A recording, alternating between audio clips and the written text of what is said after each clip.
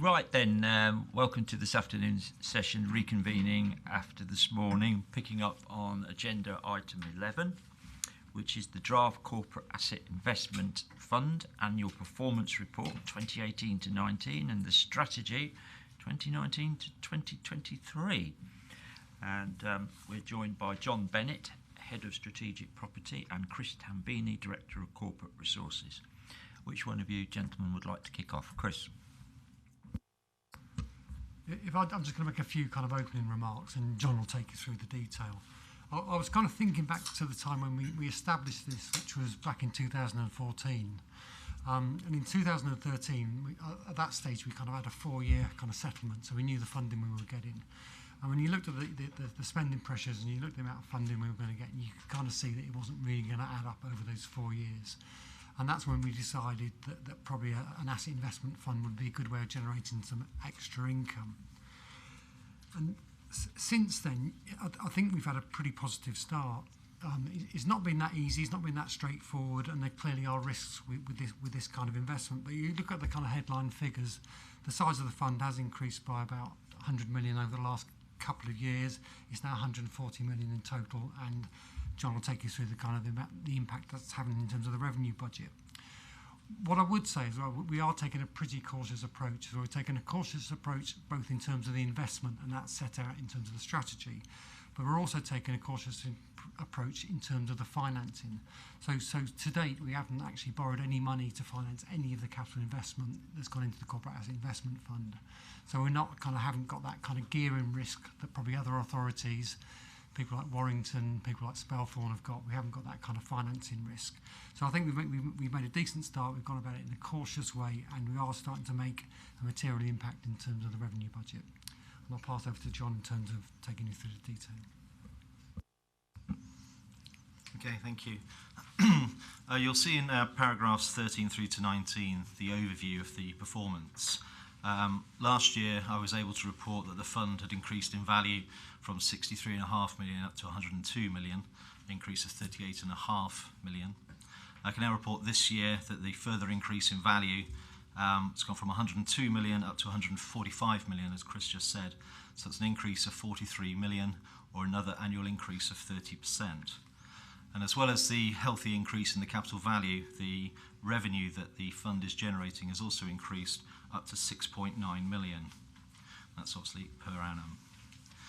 As a result of the property element of the fund is yielding a total return of 12%, which when you compare that to the International Property Database for the UK property average of 6%, you can see that we're performing exceptionally well.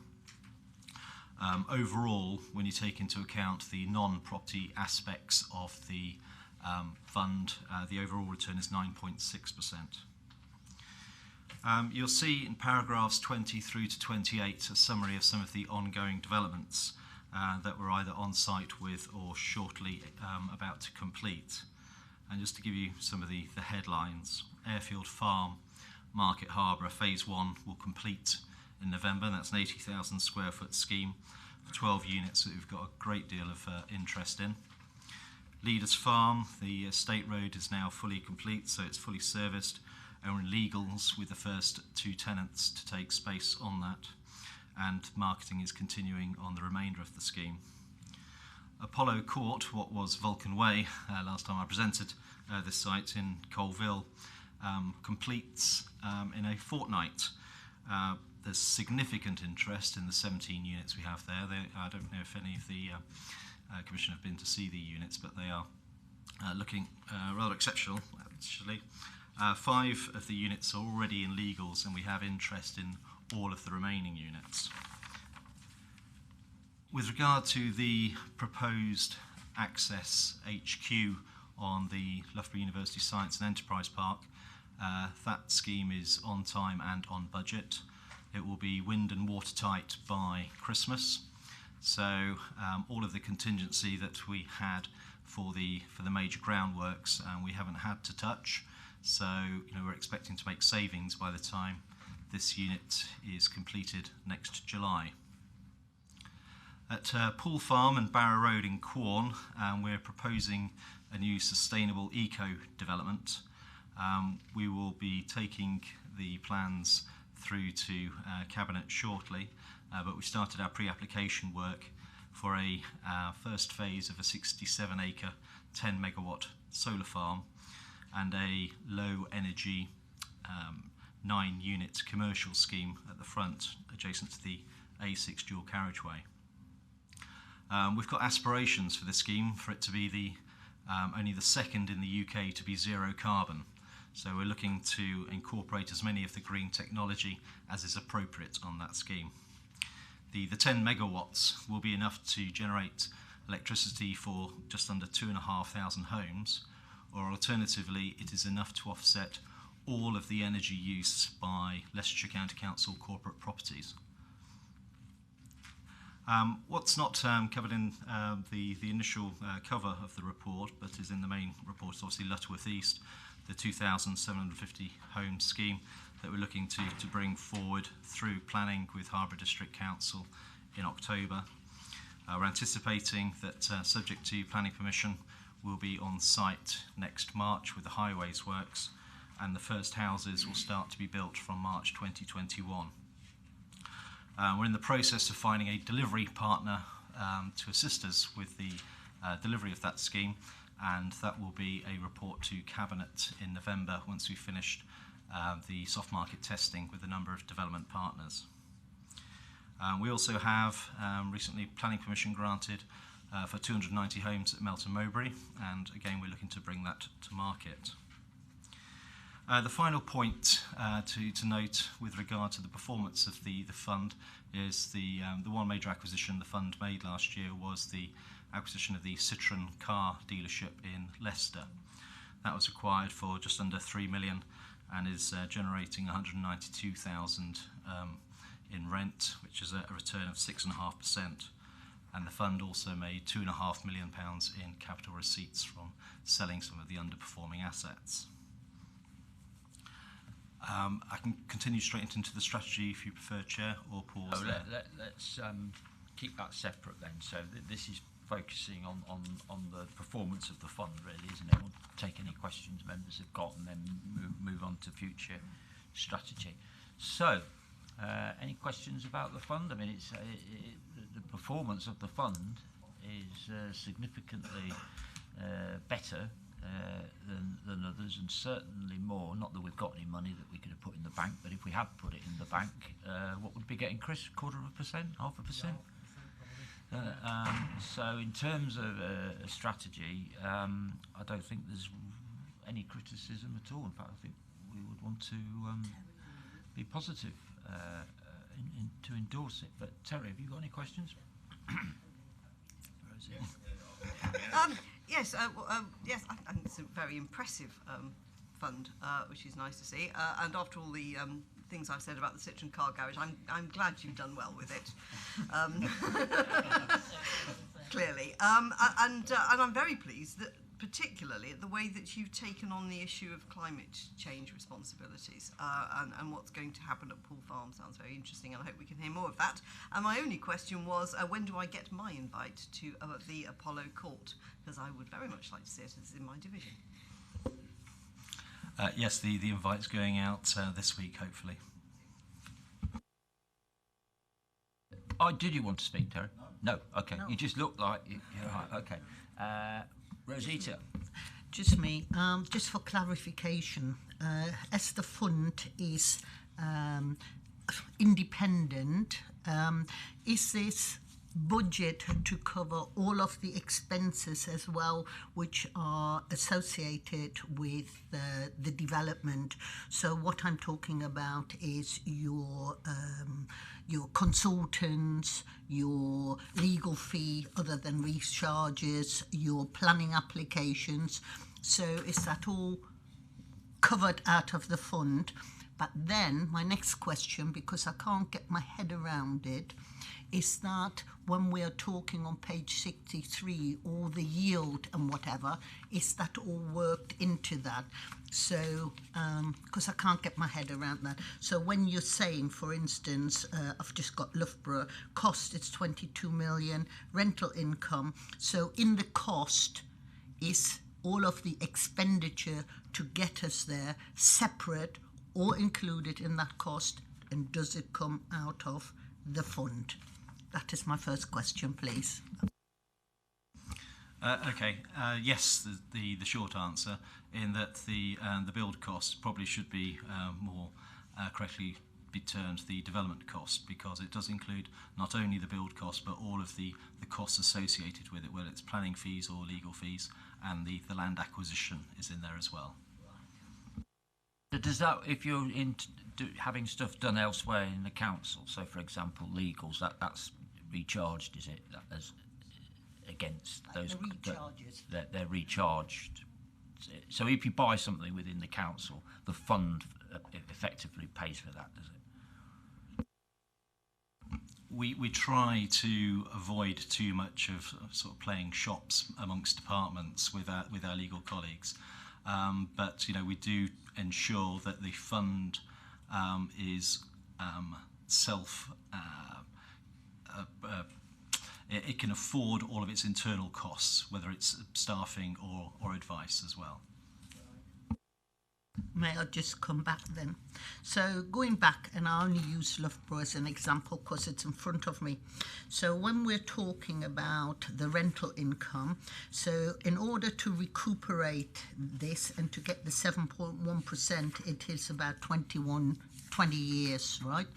So my question is this an aspirational figure, right? So is this going to be something that, it's subject to change, isn't it? Or is that what you're expecting? And have you worked into that, say, future maintenance, upgrading and whatever cost?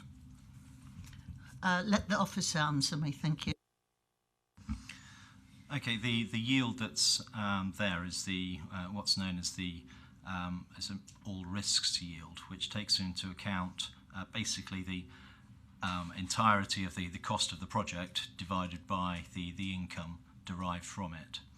The all risks yield is used as a means of giving a sense of the security of the income throughout the term, but also taking into account the likelihood of voids and other sort of expenses during the term of the lease.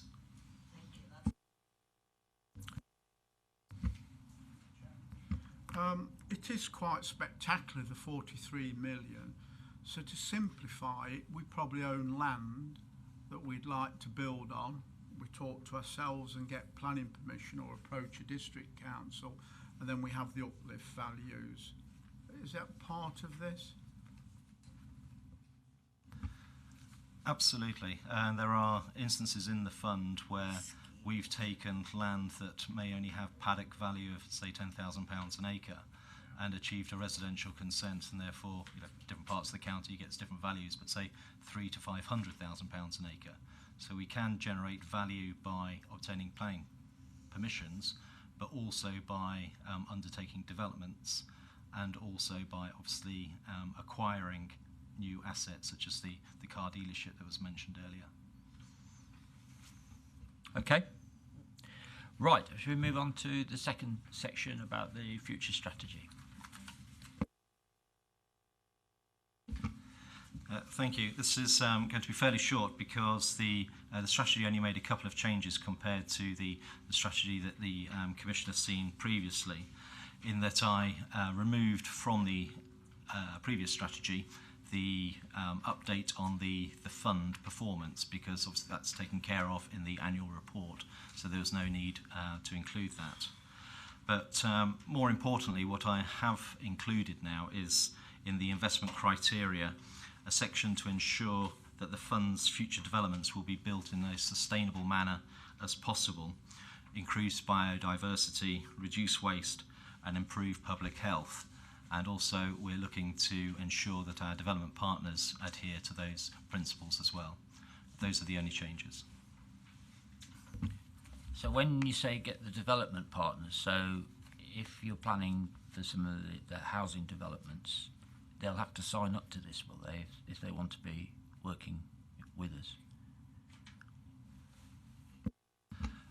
That's exactly right. So certainly on schemes that are coming forward at the moment in Melton and Loughborough and Snibston, we're ensuring through our partnerships with Homes England as well that modern methods of construction are used, and any ways in which the biodiversity can be improved in the areas are also undertaken.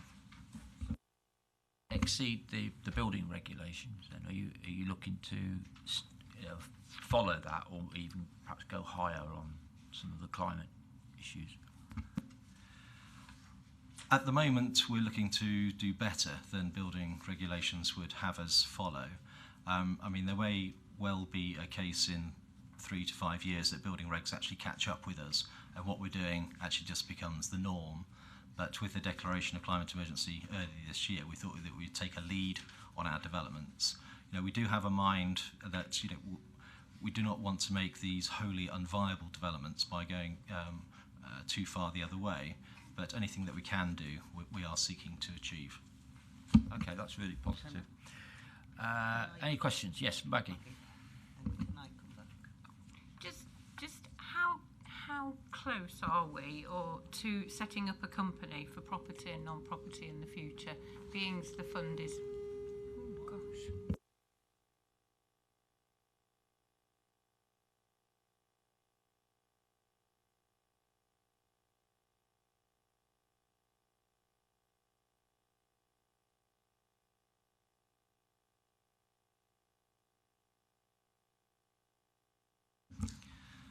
It will be needs driven, to be honest.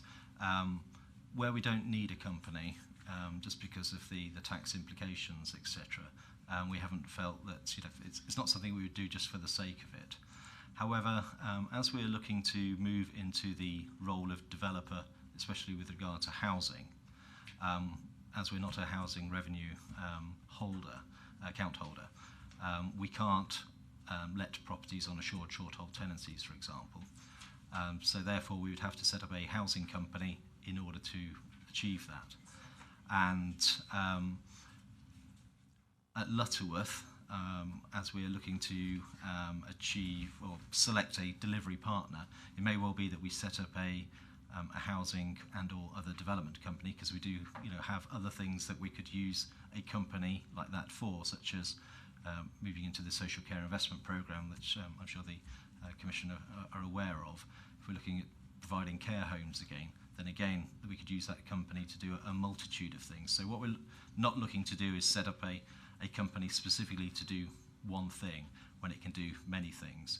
And so we're just working through that at the moment. Could we, as an alternative, ask the government for authority to set up a housing revenue account? What would be their possible objection to that as a county council? I think that would have to be answered by legal colleagues, but I don't think that upper tier councils can be heaven. No, I know that, yeah. But it's something the government could do.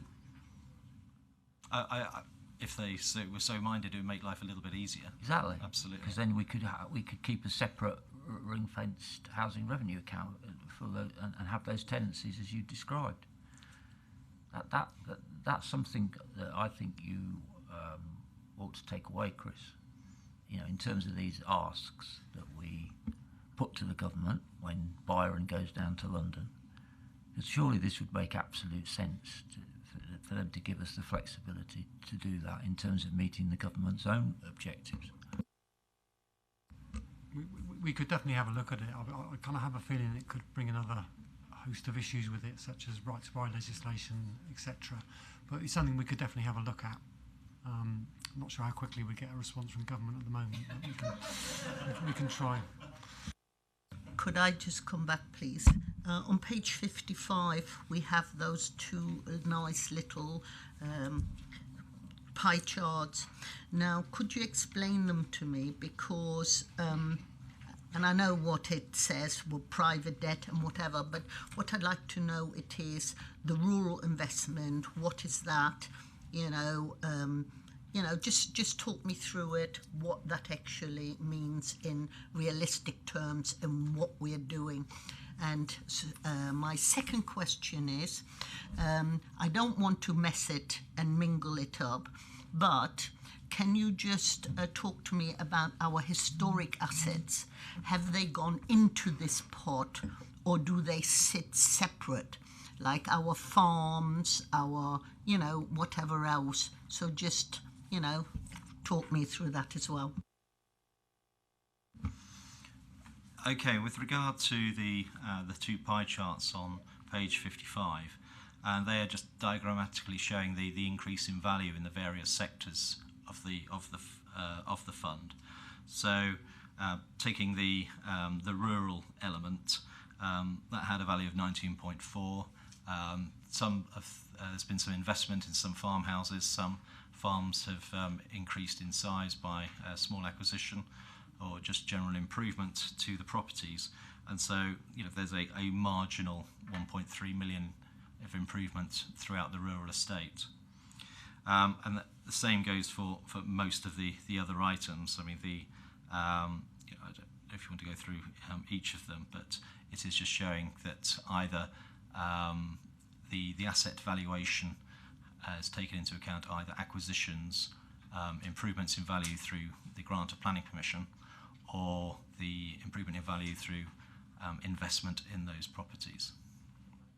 So then, if we're going to the development, which has gone from 15 to 35.1 million, is that taking into account already Lutterworth East, or is that the present stage? Where we're at this moment with planning and other properties? With regard to Lutterworth East, certainly there has been no, because we do not have a planning permission, but what we have had at Lutterworth is the acquisition of various parcels of land, such as the Hallam land. Since the year end, we've also now included the Lord Cromwell land, which was completed last month, which will be actually properly reported next year. But next year we'll also have the benefit of the planning permission as well. So that is the Cromwell. Sorry, the Cromwell land and whatever is already in the 35 million or not, in the pie chart, or is that just existing? That is as existing. It does not take into account Cromwell. Okay. Thank you. And now my other question is, do farms and historical assets, are they included in this portfolio, in this investment fund? Yes. When the fund was set up in 2014, it was the historic assets that actually started it off. So all of the rural estate and the industrial properties, which were predominantly in the northwest area, were basically the seeds of the fund. Any other questions on the strategy? Bill? Interested in the possibility of County Council building houses and what it's going to do. Have you thought about a community land trust at all? Where the County Council keeps retention of the land, but the property on it is sold, so it's for affordable housing at prices people can afford. That way it provides ongoing cheaper property for people to buy. And of course it raises the question, if we can't do an HRA, when we discussed the unitary authority taking over all the district's housing stock, how are you going to justify that if you can't do an HRA? Because the leader said he was going to retain all the housing stock and not sell it off.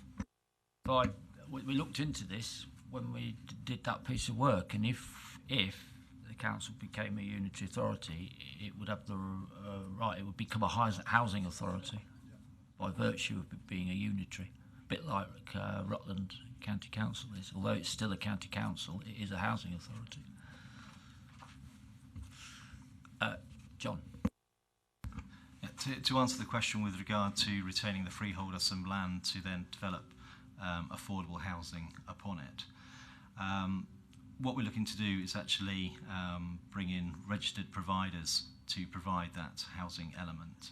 What we may be doing is operating some build to rent, so whether it be private rented sector, but also have that within a portion of that obviously would be some affordable. But what we're trying to avoid, and nationally people are avoiding now, is separating the value of the house from the land, and therefore any house sales that we do, we will sell the land with it and not grant them a long leasehold.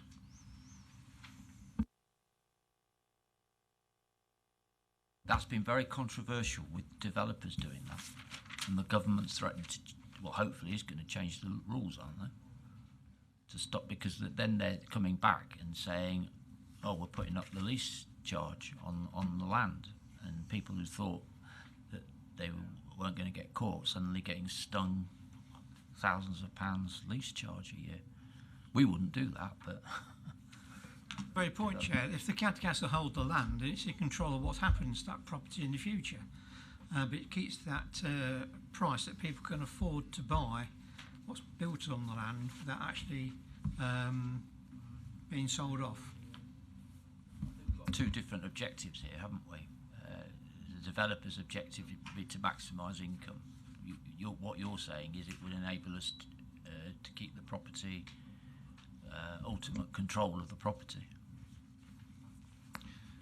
I suppose we've got to be mindful of not getting into any sort of state aid issues, but one of the things that we are looking at is certainly at Lutterworth, whether we can have our own definition perhaps of what a key worker is, and look to have an element of the affordable housing for key worker, which is not necessarily as rigorously defined at central government.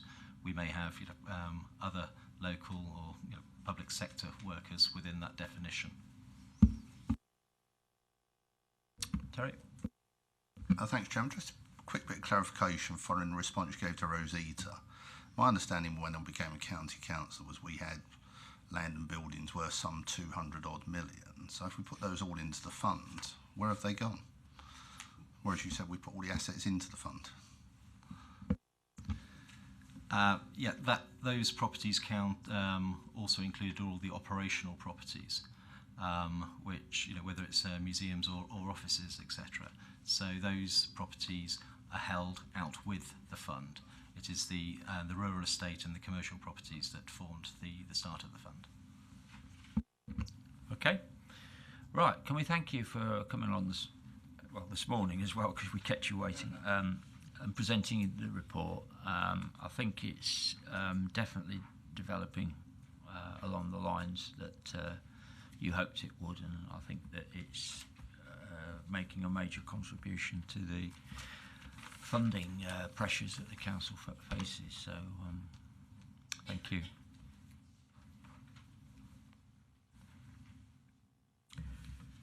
Right. The last two reports are about money, finances, so perhaps the depressing part of the meeting. Report 12 is the medium-term financial strategy monitoring period 4. So we'll deal with that first. Can I suggest we do as usual, guys, and do the revenue first, then we'll take questions on that, and then we'll do the capital. Okay, do you want to say anything, Chris, or straight to Declan? Straight to Declan, okay. Okay, thank you, Chair. So just to start off with the depressing introduction, the revenue position isn't looking good. We've got a forecast overspend of just shy of sort of £3 million, and in truth, most of the sort of issues in there are a continuation of themes from the previous sort of financial year. So I'll just take you through a summary of what the sort of lowlights are, as it were. So the Children and Family Service, the big element in there is the additional staff resource. I mean, it's primarily sort of don't just have additional people, but they've also got sort of agency workers in there, which are more expensive, and that's just reflective of the sort of the growing requirement of sort of you've placed more children, you need more sort of support staff or social workers to support those children.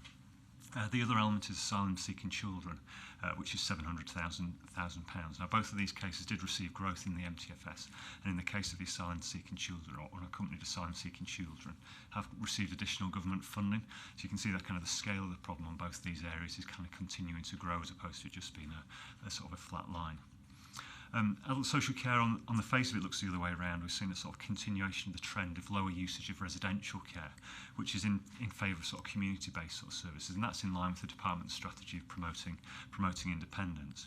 And the other key reason for the underspend of the department is relating to staffing vacancies. Obviously, the committee will be aware of the sort of the significant work going on in the target operating model, so vacancies being held while they sort of look at the restructuring of the department.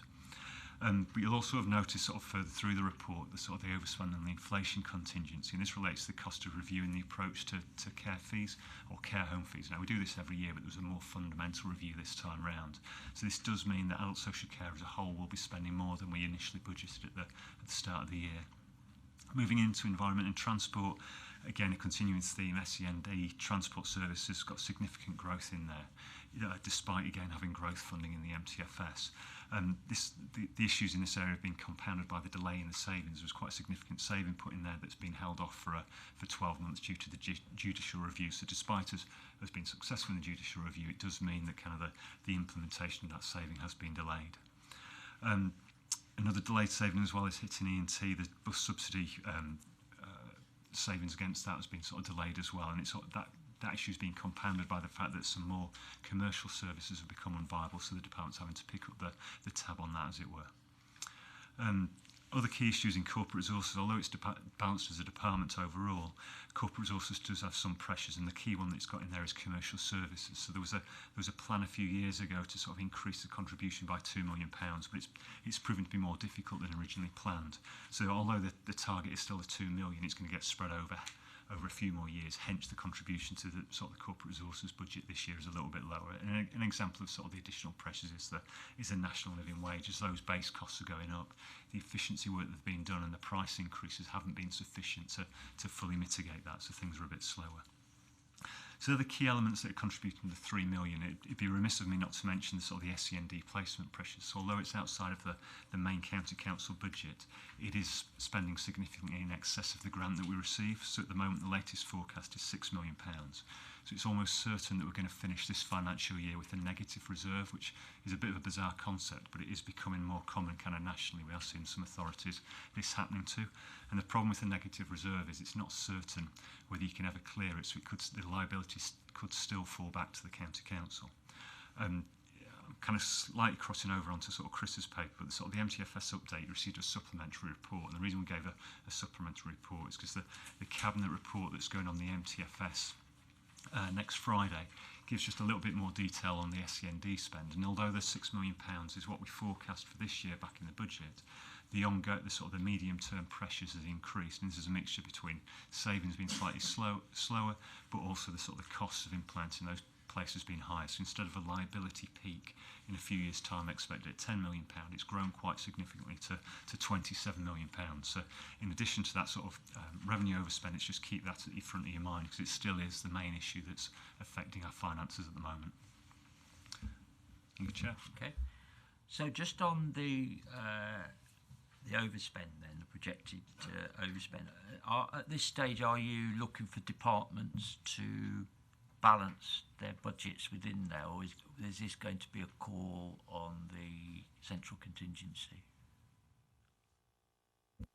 We will sort of, and we do, and we'll sort of continue to sort of push departments to see where they can sort of rein sort of spending back a bit. The difficulty on the overspends that I've sort of outlined, it's unlikely that they'll be able to do sort of huge amounts with those overspends. So it'd have to be kind of, I suppose, quite a broad-based review of sort of where they can get money from. So we will have a sort of a jig around of sort of trying to push out a few more underspends, look at any sort of reserves that we can kind of maybe sort of deprioritise as sort of the original sort of earmarked purpose for them. But it's £3 million, so it's still in the realm of we think we might be able to get it back, but it could be that it calls on to sort of an overall sort of an overall overspend. And what we do there is just, as we set the MTFS next time round, we'll just account for it in that sort of in those considerations, so we don't end up sort of reducing our general fund, which is where other authorities have got into problems. So I thought we had a specific corporate contingency for non-achievement of savings.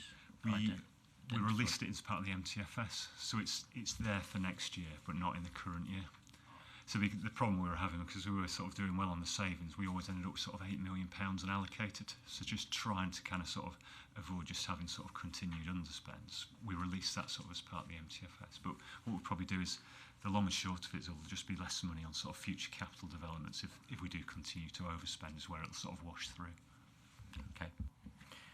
Any other questions about the current revenue monitoring report? Is this the first time you're predicting an underspend?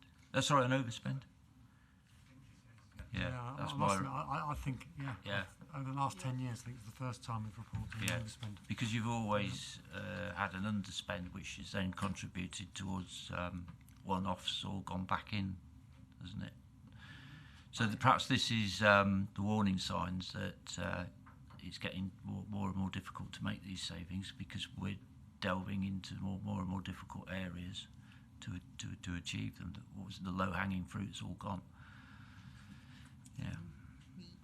I think that's undoubtedly right. If you can look at sort of the main savings we've got, it's things like the sort of the adult social care work, where it's more a fundamental review of how the department works, rather than just trying to look for opportunities to kind of trim things back a bit. Just me. Yep. Right, page 100, just a clarification, point third. Capital.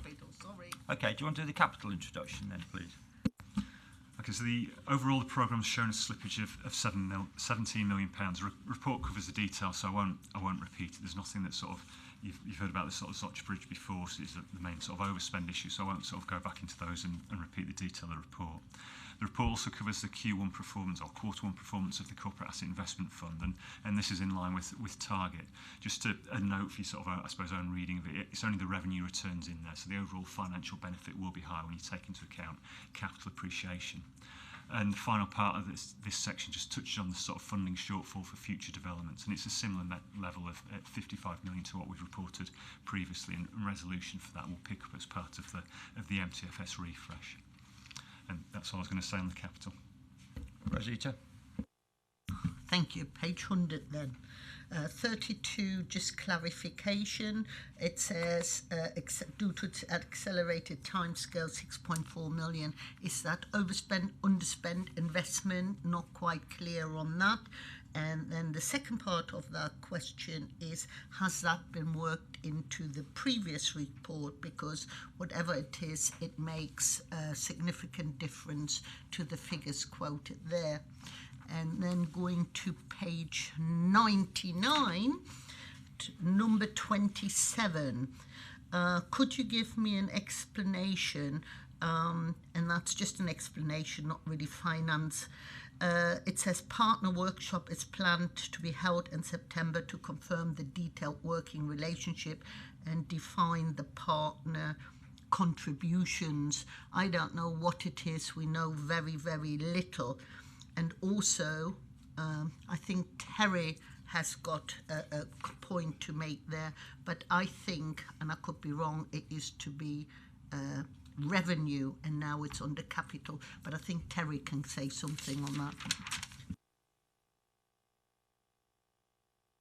So taking them in reverse order, so the Records Office, where it refers to partners, that's the City Council and Rutland's Council. So obviously it's a joint record office for the three authorities. So the discussion there will be sort of how to proceed the project and how much money they'll put into it, because they do joint fund the revenue sort of the revenue expenses at the moment. So that's what that relates to. And then hang on. So does that mean then that when the record office is built, it's going to be a joint process or whatever? Yes. Right. So just on that, has the decision been taken about its location then? The preferred location is here. Yes, but the issue is whether it's just a records office or whether it's going to be much more than that in terms of a hub and a visitor where people can come and That was the discussion, whether we're going to centralise everything connected with it into one building, which is a lot more expensive, or just replace the records office. Has that decision been? Yeah, in terms, if you look at what's actually within the capital programme, it's just the records office. So this idea around a collections hub where we would rationalise all the storage, barrow stalls, etc., that isn't included within the capital programme. So it's purely just a relocation of the records office from Wigston over to here. And is it going to be designed in such a way that the hub could be added to in the future, were that to become desirable, affordable? I mean, in terms of actually connected to the records office, I think that would be problematic. But in terms of it probably could be located somewhere on this site, if the money was available. When we looked at the actual collections hub, the actual revenue savings were pretty small compared with the amount of capital investment involved. So it didn't really kind of stack up financially. But in terms of the actual records, the records office, clearly there is an issue with the current one. It's not big enough. There are issues around the kind of condition of it, etc. So it kind of makes sense that if we're going to do it, we'd like to relocate it onto this site. Okay. Rosita. My 6.4 million. So that, where it terms acceleration, all that is just moving between financial years. So the level of spend is expected to be the same, but it's just that it's cut a different. It's instead of being happening post 31st of March, it happened before 31st of March. So the overall viability of the scheme or the performance of the scheme is unchanged. It's just that movement. Okay. Terry. The question I was going to ask, which I think Rosita half stole, was that at Adults Communities on Monday, when we looked at the records office, and we did also, for science point of view, look at the collections hub, for which 3 million is allocated. It will go into the Eastern Annex on a refurbishment, but timescales are not forthcoming at this time. But the question I asked is that we specifically asked the director and the portfolio holder on Monday about contributions from both Rutland and the city towards the capital cost of the record office. And they both stated, and it's on record, that there was never any intention that they would ever give us any capital contribution towards the record office. So that apparently has been known for the last couple of years, according to what was said on Monday. So I couldn't work out why it was in this report under capital, given an indication there would be a capital injection from them, when we've known, apparently for some considerable time, that they're not making any capital contribution. So my then question went on is, where are we on the revenue side to look at actually getting a proportion back from them to cover the increased MRP costing going forward? So it was just a question of, was this in the right place? Should it have been under revenue? Because they're not going to give us any capital full stop. I wasn't aware there were discussions about the contribution, but I wasn't aware that of the latest if they're not given any. Because we're funding this through through our own resources, opposed to taking out any sort of borrowing of any form, there won't be any increase in MRP. So this is just a sort of a one-off cash payment. That just begs the question. Sorry, just begs the question of, should it be moved out of the capital programme because they're not giving us anything? The figure that's in the capital programme is purely just the gross cost of the scheme. Sentence where it says detailed work in relation to defined partner contributions, there will be no. Oh, I see what you mean. Right? Yeah. Aha. But potentially, yeah, because that could be a discussion around the revenue side. You're right, so that could be. That is what left I'm- over, yeah. But we will be looking to the revenue consequences. We'll be looking for the other authorities to share that, because they will be discharging their statutory function through a building that we've provided, won't they? So they won't get that for nothing. Okay. Any other questions on capital, Bilbo? Well, it's partly been answered because I was a bit delayed because the photocopy wasn't working very well. So I've just got the report from Adults and Communities, and it did differ to what we got before us this afternoon. And it just today state there that the contribution from other authorities. So that's the question I was going to ask about that one.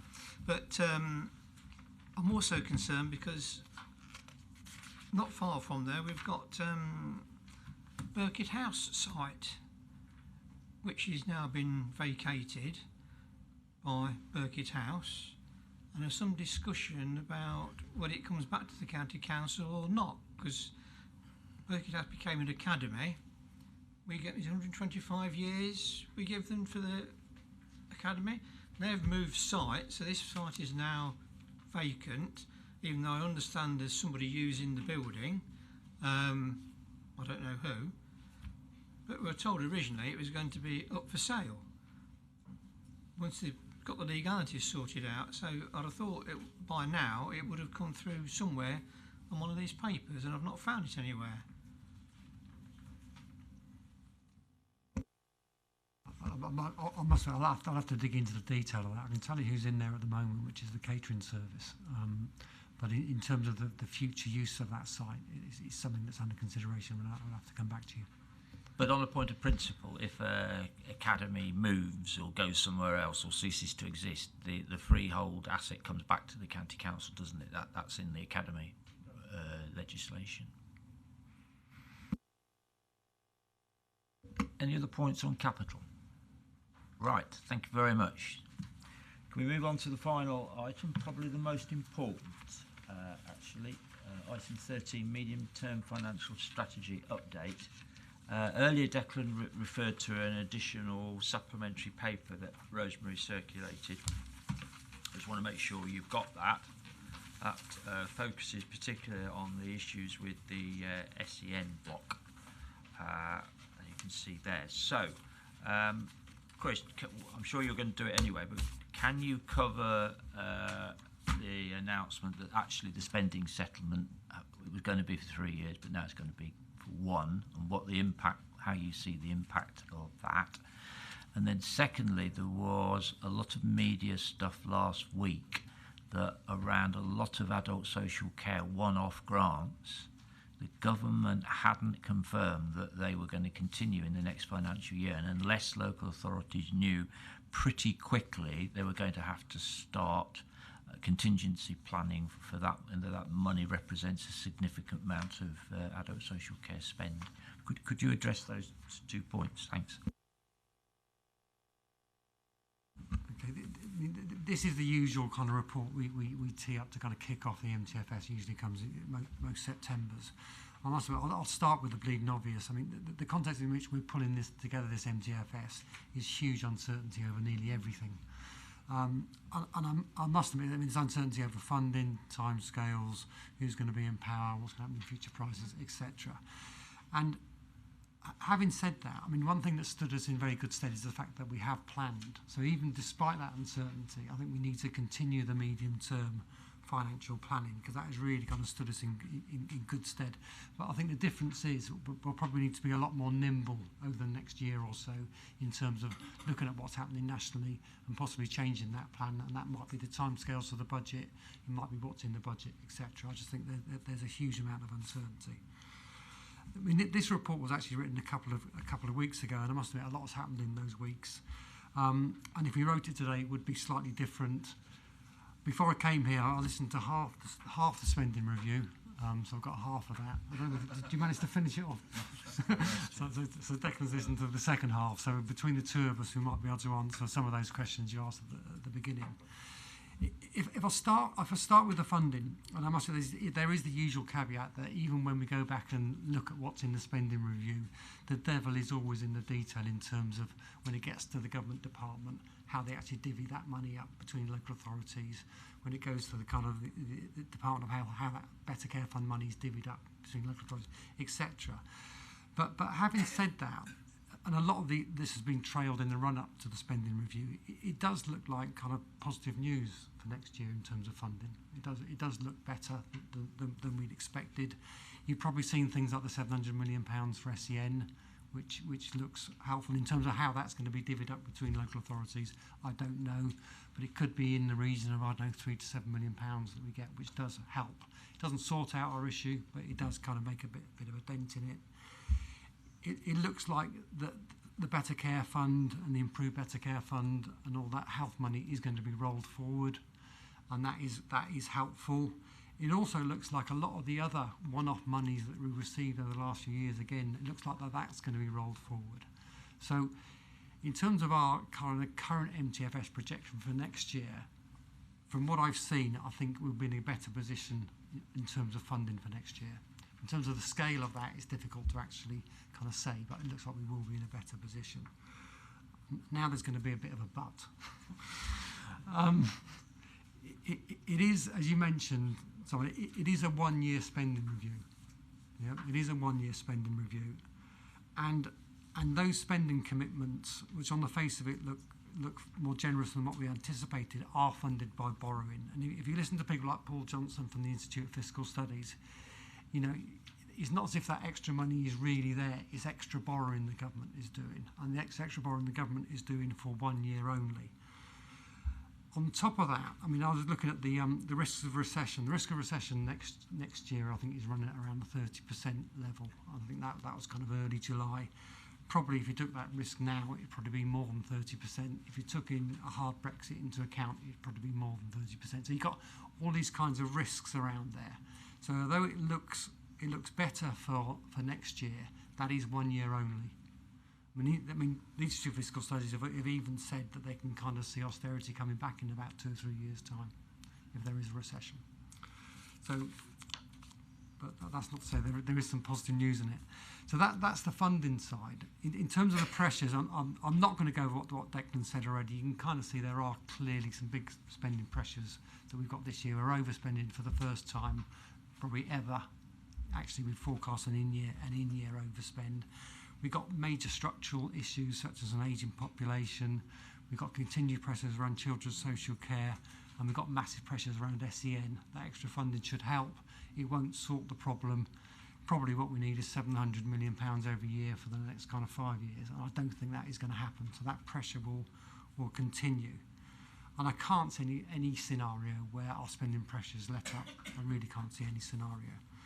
So I suppose to kind of summarise, I think we'll have a decent settlement in terms of funding for next year. Thereafter, I think it's going to be problematic, and I think the spending pressures are going to continue. If you look at the appendix to the report, what we've listed there is in Appendix A, is a list of the savings under development, and it's probably a shorter list than we've had in recent years. And I think the other thing that probably leap out on you is that there aren't really any cuts in that list. It's generally extra income and efficiencies. And so that's something we're really going to have to push on. One of the reasons why there aren't any cuts in there is it is pretty hard to actually make cuts nowadays. We are kind of getting pretty down to the statutory minimum in terms of what we can do around services. So we're going to really have to push income, and we're really going to have to push efficiencies to kind of bridge the gap. I think it looks like we're going to be okay next year, but the pressure will continue over the medium term. That's all I was going to say by way of introduction. Okay, no, that's helpful. Helpful to have that update of what you learned today. So you will be looking to revise this then as it goes forward, to take account and as the devil in the detail comes forward and you learn more. Was there anything said specifically about the Troubled Families Grant? That I know we've been waiting to hear about that, because that really will impact on our preventative work for young people. I think there's been a subsequent announcement to saying that Troubled Families funding will continue, so it does sound positive. Now again, as Chris says, what that actually means and how much we'd get, we don't know, but there has been a Treasury announcement on that. Right, so this is really important stuff, because this absolutely centres on what we can do. Sorry, was there anything about, or is that too early, on the additional precepting around adult social care and the flexibilities on council tax? The Chancellor announced that local government would have access to an additional £1.5 billion.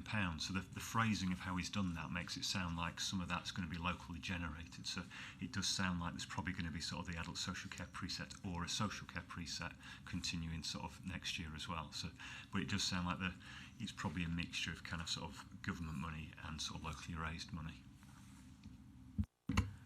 Any questions? David, Bill.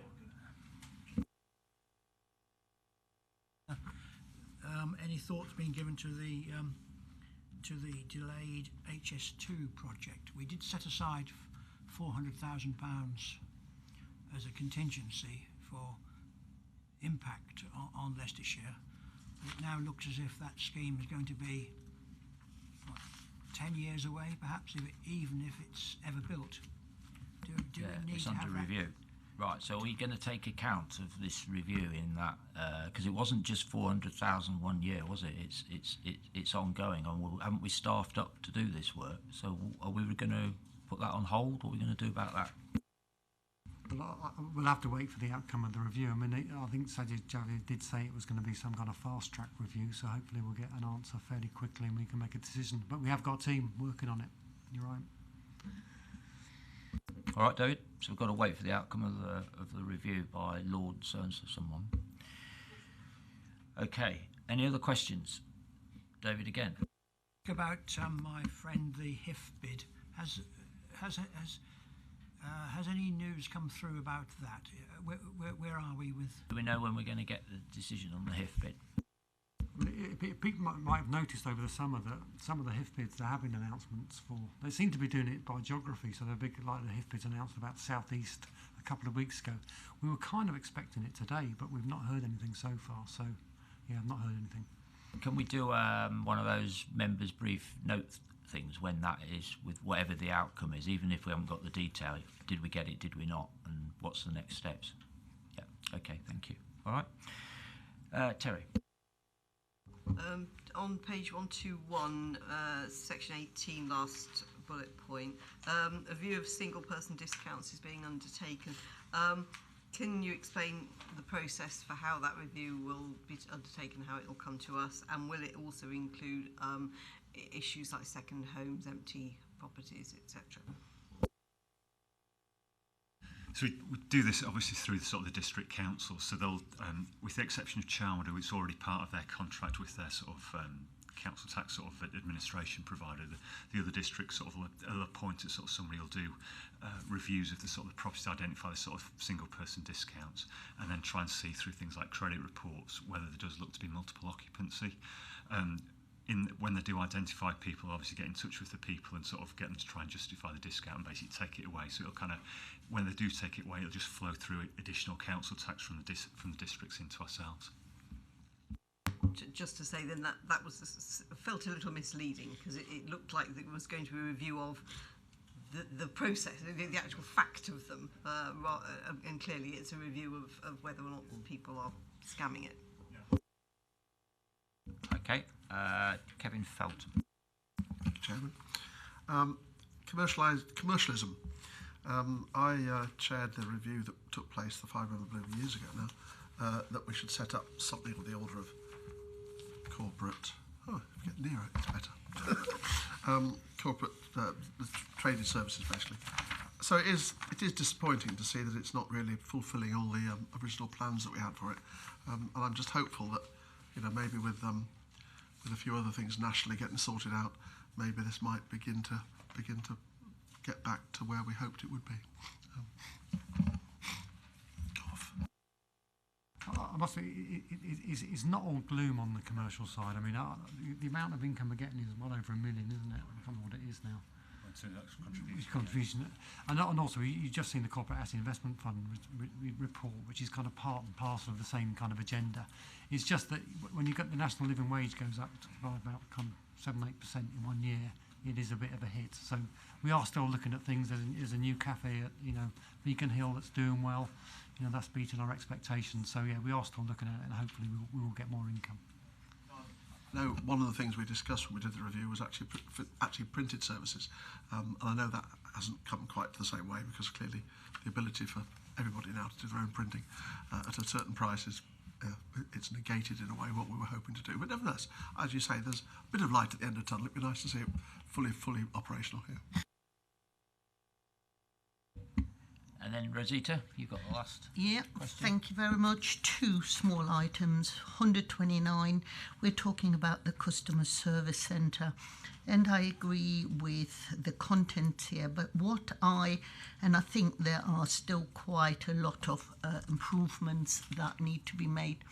But one of the things is I contact them, and I speak from experience, quite often in order to get residents' queries considered. Now, I think at times the process doesn't work quite well. There seems to be either a no can do, like a strap line, or, you know, I have to say, excuse me, but I'm a member.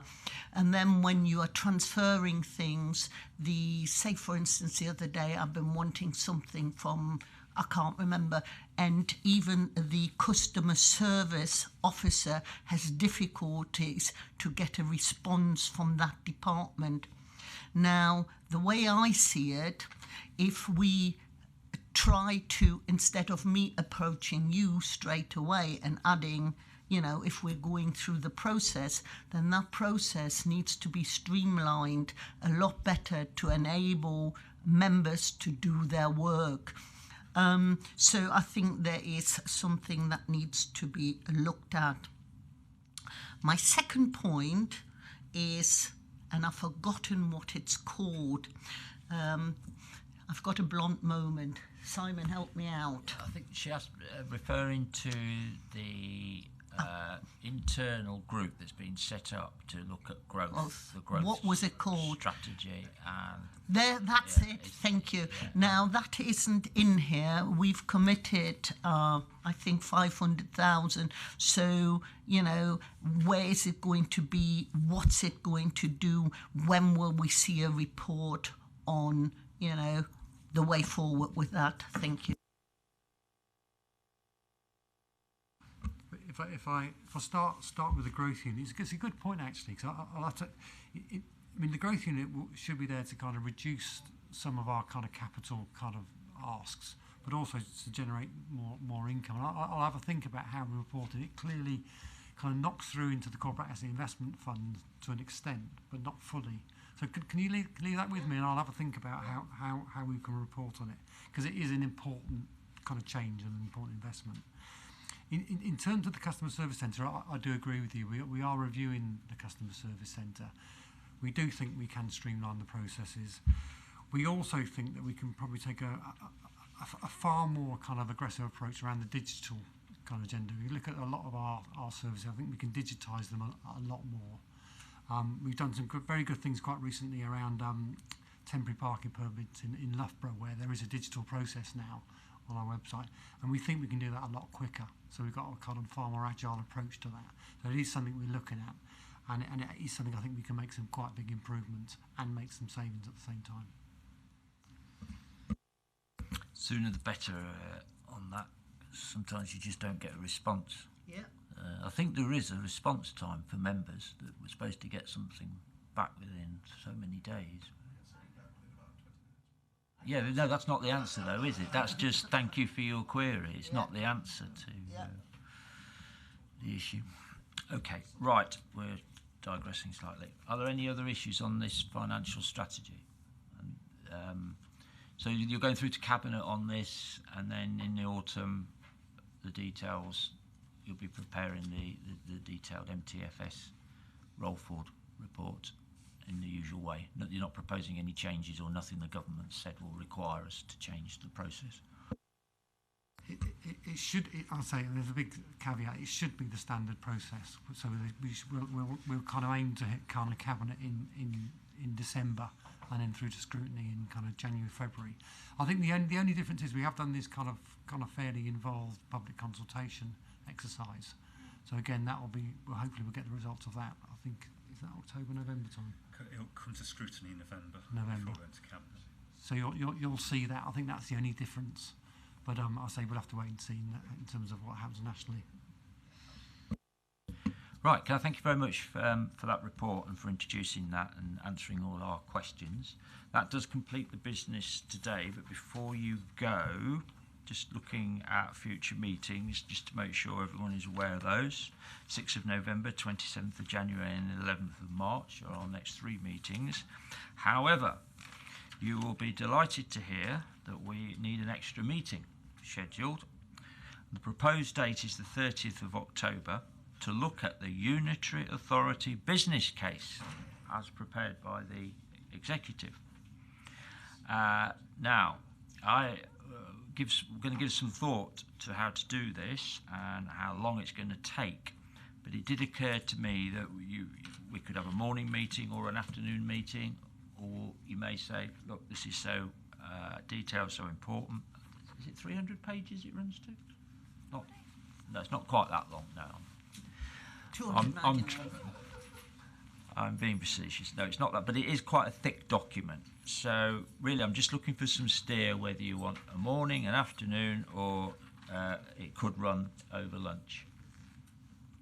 If it's morning, we would need to start a bit earlier, I think, if you want to be away by lunch. You have a 10:30 if you're prepared to go on in the afternoon.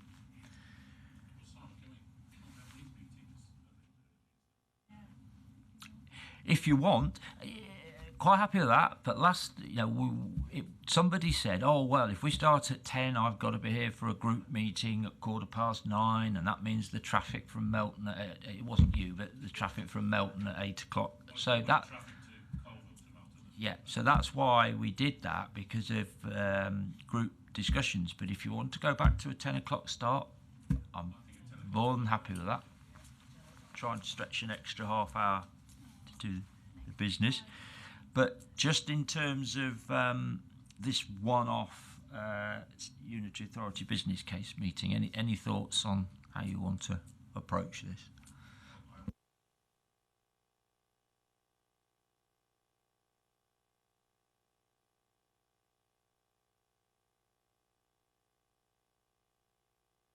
You'll have to get a substitute, Terry, I'm told. Apparently we're on this timetable again because we've got to send our comments on this to the Cabinet.